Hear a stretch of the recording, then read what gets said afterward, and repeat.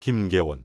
그는 박정희 대통령의 마지막 비서실장이었으며 1979년 박정희 대통령이 시해되는 12.6 사건의 전말을 생생히 목격한 인물로 알려져 있습니다.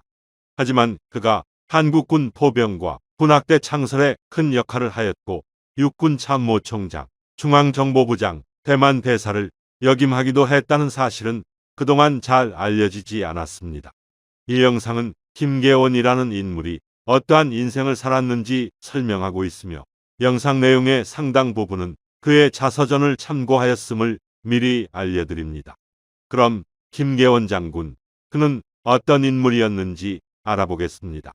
김계원은 1923년 경북 영주에서 사남이녀 중 장남으로 태어났으며 각종 사업을 펼쳤던 부친 덕분에 비교적 여유로운 환경에서 성장할 수 있었습니다.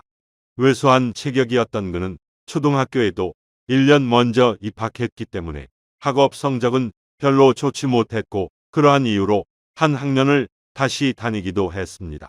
그의 집안은 오래전부터 신앙이 매우 깊었습니다.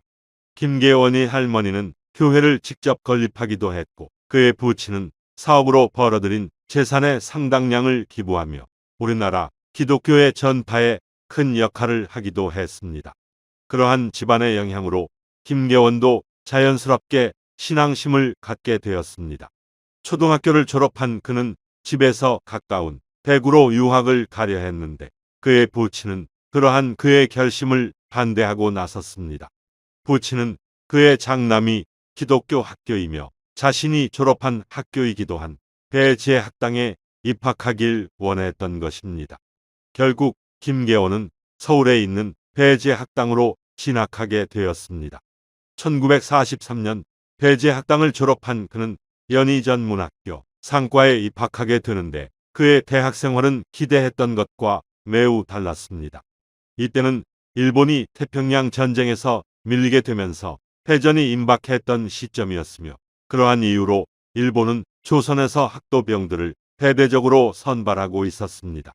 학도병은 강제가 아닌 지원제였기 때문에 김계원을 포함한 대부분의 대학생들은 적극적으로 나서서 지원하지 않았지만 사회 분위기는 반강제적으로 지원을 강요하는 경향이 있었습니다.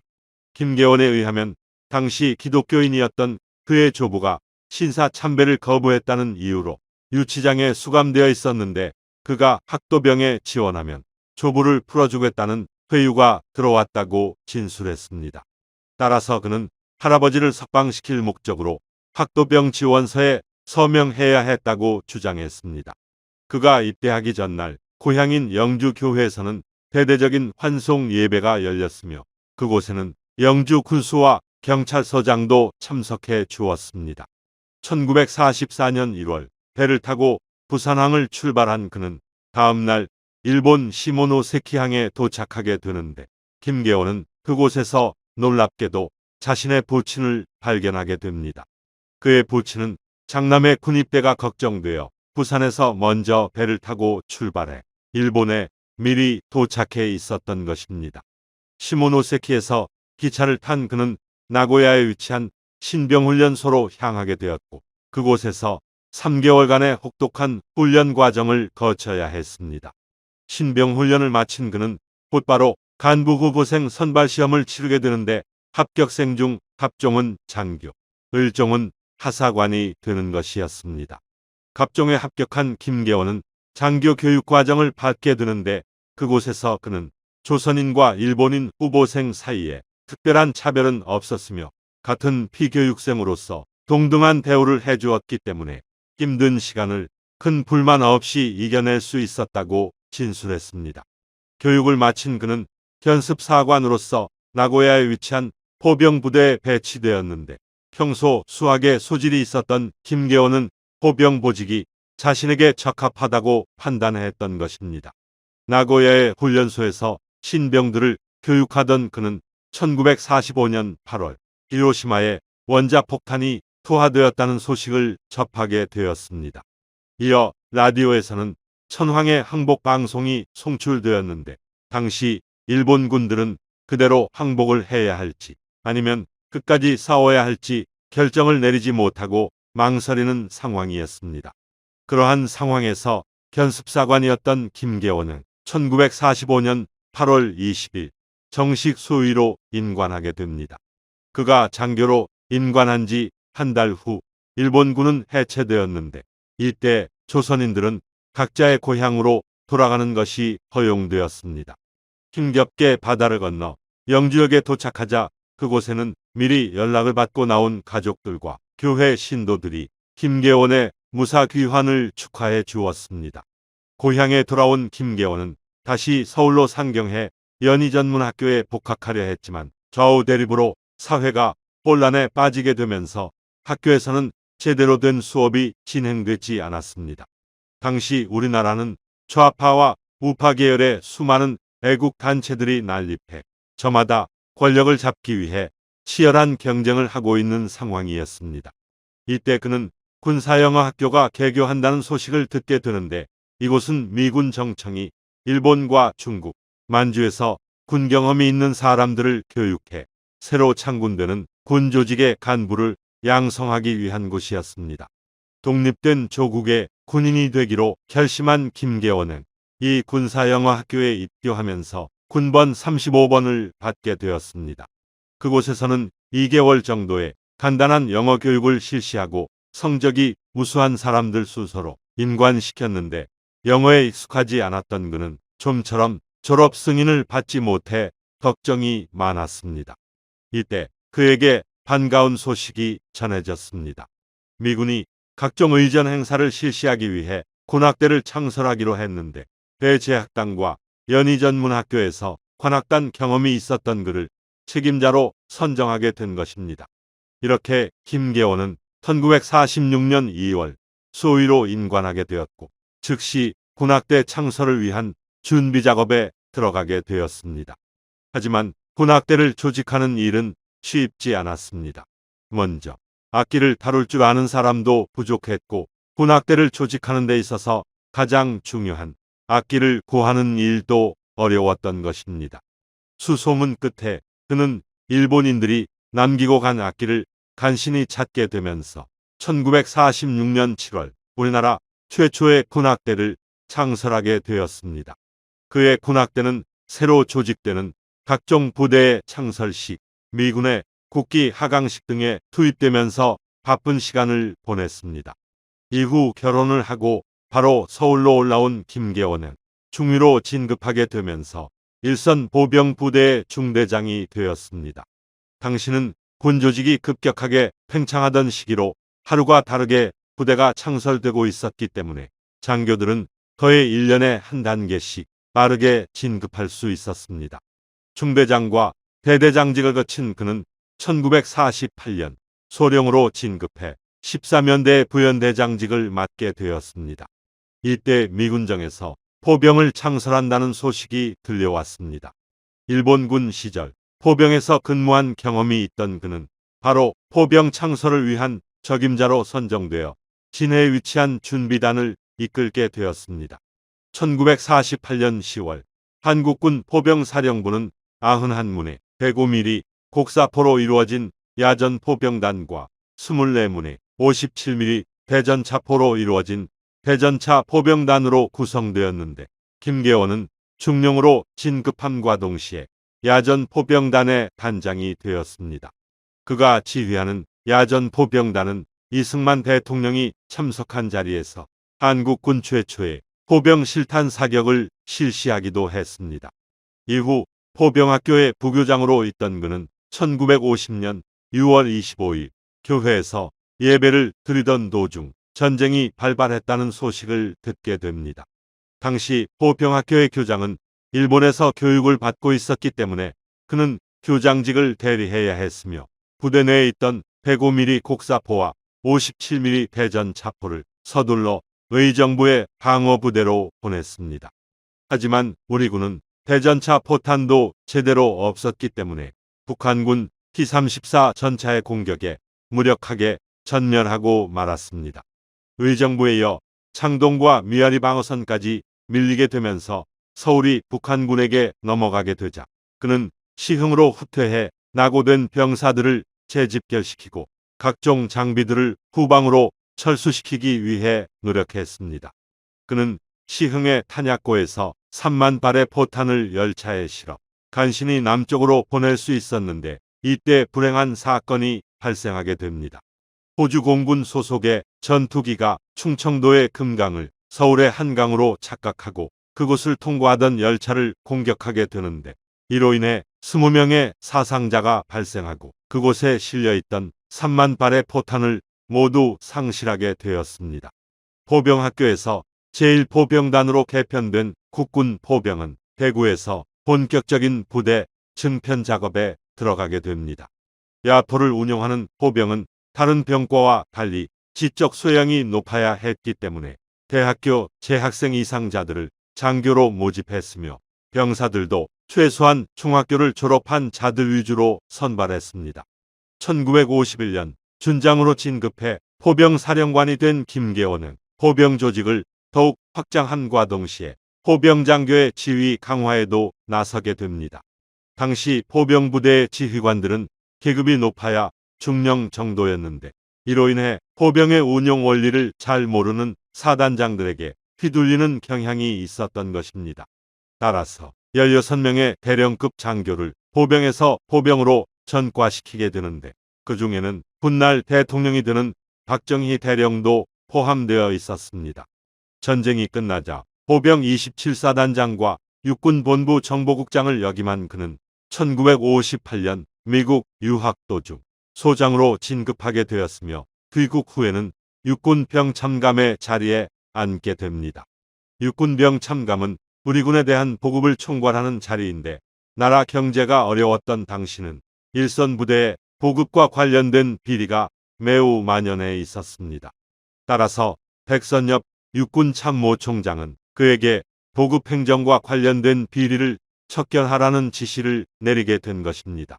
그는 우선 비리와 관련이 있는 보직에 있는 자들을 모두 전보시켰으며 이후 발생하는 비리 사건을 강력히 처벌하는 등 보급 행정의 정화를 위해 많은 노력을 기울였습니다. 1960년 3.15 부정선거로 촉발된 시위로 인해 이승만 대통령이 하야했으며 김종필이 주도하는 16명의 장교들이 군대의 개혁을 외치다 전역 조치되는 등 전국은 혼란의 시기를 보내고 있었습니다. 이 시기 김계원은 국방부 장관이 된 이종찬 장군의 뒤를 이어 육군대학 총장으로 발령받게 되는데 이때 육군대학의 부총장이 바로 김재규였습니다. 하루는 김재규가 탄 차량이 진해 장복산 고개를 넘던 도중 전복되는 사고가 발생하게 되었는데 이로 인해 김재규는 20m 아래의 낭떠러지로 추락하게 되었습니다.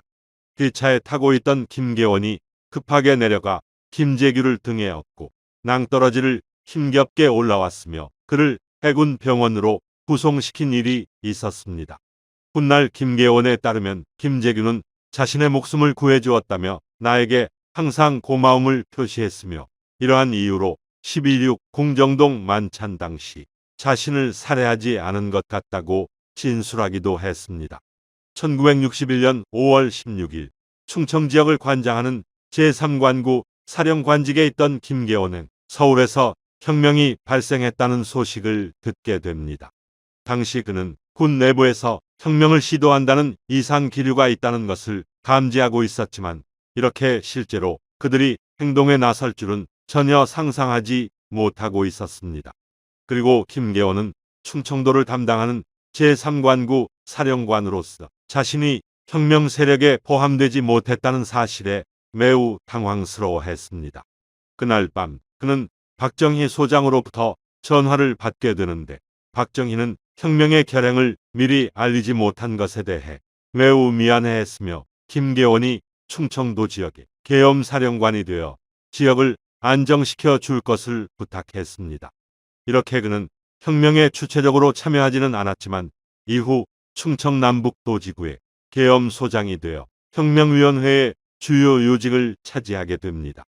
박정희 장군의 신임을 얻게 된 김계원은 이후 5군단장과 6군단장직을 역임했으며 국방부 운영차관보, 육군참모차장, 제2야전군 사령관직을 거치게 됩니다.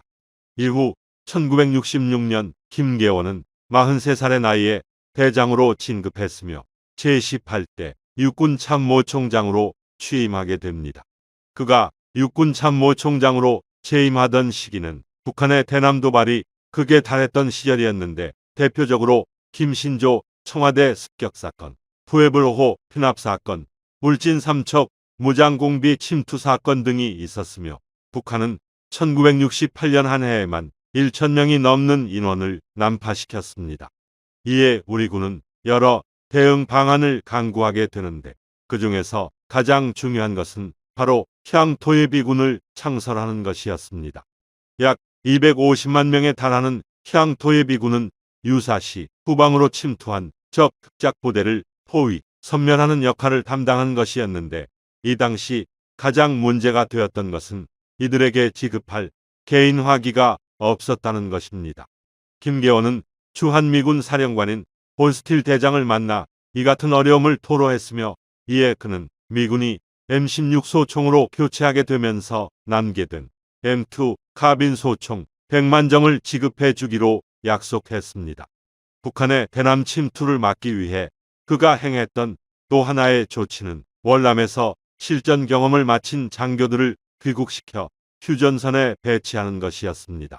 월남에서 수많은 작전과 전투를 경험한 지휘관들은 휴전선을 통해 침투하는 무장공비들을 효과적으로 막아냈으며 이에 북한은 더 이상의 육상 침투를 포기하고 대신 해상 침투로 전환해야 했습니다. 1969년 육군 참모총장직을 사임한 그는 어느 날 아내와 함께 강릉행 기차에 올랐습니다. 이것은 25년간의 군 생활을 마치고 오랜만에 떠나는 여행이었는데 이때 열차가 경북 봉화를 지나던 무렵 갑자기 멈추는 일이 발생했습니다. 그에게 다가온 승무원들은 청와대에서 급히 찾으니 영주에 대기하고 있는 경비행기를 이용해 서둘러 돌아갈 것을 재촉했습니다. 박정희 대통령이 김계원을 찾은 이유는 그를 중앙정보부장에 임명하기 위해서였습니다. 그는 대통령에게 자신의 성격이 중앙정보부장을 하기에는 적합하지 않다며 사양하게 되는데 이에 대통령은 그에게 이렇게 말했습니다. 지금까지 정보부는 국민들에게 공포감을 주며 독주하는 경향이 있었는데 온화한 성격을 가진 김 장군이 정보부를 재정비해 주기 바라오. 내가 오랜 고민 끝에 내린 결정이요. 이렇게 그는 제5대 중앙정보부장에 임명되었습니다. 대통령은 이전 중앙정보부장이었던 김형욱이 무소불 위의 권력을 휘두르며 여러 가지 문제를 일으키자 김계원에게 조직을 쇄신하고 기강을 확립해 주길 바랬던 것입니다. 그는 대대적인 조직 개편을 통해 전임 부장과 밀접히 연관된 인물들을 사직시켰으며 정보부가 본래의 역할을 수행할 수 있도록 개혁을 실시했습니다. 하지만 그의 재직 기간도 평탄하지는 않았습니다. 과도한 인사 개편으로 전임 부장과 관련된 사람들을 무리하게 내보냈다는 비판이 있었고 1970년에 치러진 신민당 전당대회에서 김대중 후보가 선출되는 것을 정확히 예측하지 못했다는 질책이 있기도 했습니다. 결국 그는 1년 2개월 동안의 중앙정보부장직을 마치고 대만 대사로 취임하게 되었습니다. 장개석 총통으로부터 직접 신임장을 받은 그는 7년이 넘는 기간 동안 대만 대사직을 맡으며 교포들을 위한 학교를 건립하는 등 여러 사업들을 진행했습니다. 1978년 김계원 대사는 후배인 김재규 중앙정보부장으로부터 제10대 국회의원 선거에 출마하라는 연락을 받게 되는데 그의 고향인 영주에서 공화당 후보로 출마하라는 대통령의 요청이 있었다는 것입니다. 급히 고국으로 귀국해 지역 인사들을 만나며 한창 출마 준비를 하고 있던 그는 갑자기 공화당 공천에서 탈락했다는 연락을 받게 되어 크게 실망을 할 수밖에 없었습니다. 일이 이렇게 되자 박정희 대통령은 김계원을 청와대로 불러 수차례 사과를 하였으며 대신 자신의 비서실장이 되어줄 것을 권하게 됩니다. 이러한 대통령의 제안은 매우 놀라운 것이었습니다.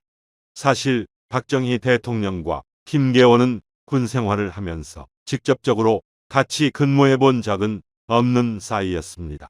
비록 박정희 대통령이 나이가 6살 많기는 했지만 군에서 진급이 느렸기 때문에 김계원보다 계급이 낮았으며 김계원이 포병감을 할 때 박정희는 3군단 포병단장을 한 것이 그나마 가까운 인연이었습니다.